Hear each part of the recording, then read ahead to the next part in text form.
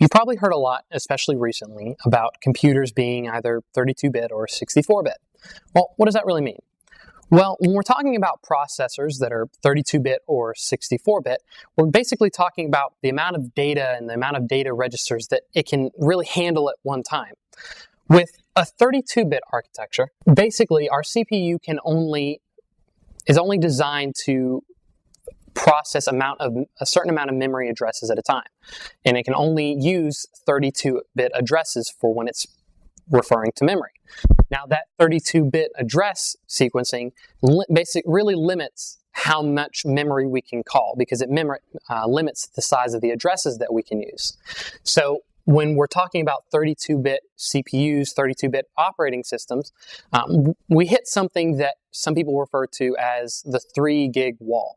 Now, the 3 gig wall isn't exactly at 3 gigs, but it can be very close around there, about 3.75, sometimes 3.25. So we just want to remember like the 3 gig wall, which essentially means that if we're using a 32-bit operating system or with a 32-bit processor, that 32-bit processor is really only going to maximally use about 3 gigs, a little bit more than 3 gigs of additional RAM that we put in that computer. So if we have a 32-bit computer and we have a 32-bit processor and we say, oh, we want to add more RAM. Well, if we're already at that 3 gig mark, or we try to add more and say maybe we're going to go ahead and try to push up to 4 or 6, we're not really going to get much more improvement than what we already had, because our processor has essentially hit the wall at which it can no longer use more memory. It can no longer call more memory and make use of it. So with 64-bit, we actually open up our CPU to being able to call more registers, can handle more memory addresses at a time and larger memory addresses. So we pass that, what we referred to earlier as our 3 gig wall. Now, this helps us in quite a few ways. Well, number one, if we have a computer that supports 64-bit, and you're currently installed with a 32-bit operating system, if you install more memory, 6 gig of memory, and then you upgrade to a 64-bit operating system, you'll notice an immediate improvement.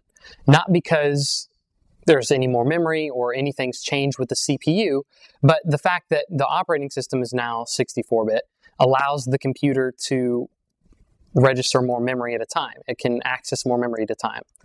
Now, we mentioned that you can have 32-bit and 64-bit CPUs and 32-bit and 64-bit chipsets on your motherboard. But another place where you're going to experience 32-bit and 64-bit will actually be in your operating system as well as your applications that you have installed on that operating system. Say, for example, you have your CPU, your operating system, and your application or your program that you have installed on your computer. And you have 32-bit versions or 64-bit version. If your CPU is 32-bit, you cannot install anything other than a 32-bit operating system or 32-bit applications. It's reached its max. It's reached the most memory register that it can really access at one time. So our only option here is to upgrade our motherboard, because we're going to also say here that our motherboard and the chipset and everything is also at 32-bit. So we've got to upgrade our motherboard, have to upgrade the computer, upgrade the server, whichever system it is, before we can install a 64-bit operating system or 64-bit applications. Once we get that 64-bit CPU, if we stick with a 32-bit operating system, it's not going to do us any good. Because as the CPU, the operating system is basically what allows us to interface with all the information going in and out of our computer, store information, whether that operating system is Windows or a Linux-based operating system. If that operating system is a 32-bit operating system, no matter if we're running on a 64-bit processor, the best 64-bit processor out there, the 32-bit operating system is going to limit us to 32-bit. Now, lastly, we have applications. Applications also can run in 32-bit mode, or 32-bit or 64-bit, based on the way that they're built, the way that they're developed. Now, if we're running a CPU that's 64-bit and an operating system that's 64-bit, but the application is 32-bit, you guessed it again, that 32-bit application is only going to run as 32-bit. We're not going to get any improvement there as if it was running 64-bit, just because we have a 64-bit CPU and a 64-bit operating system.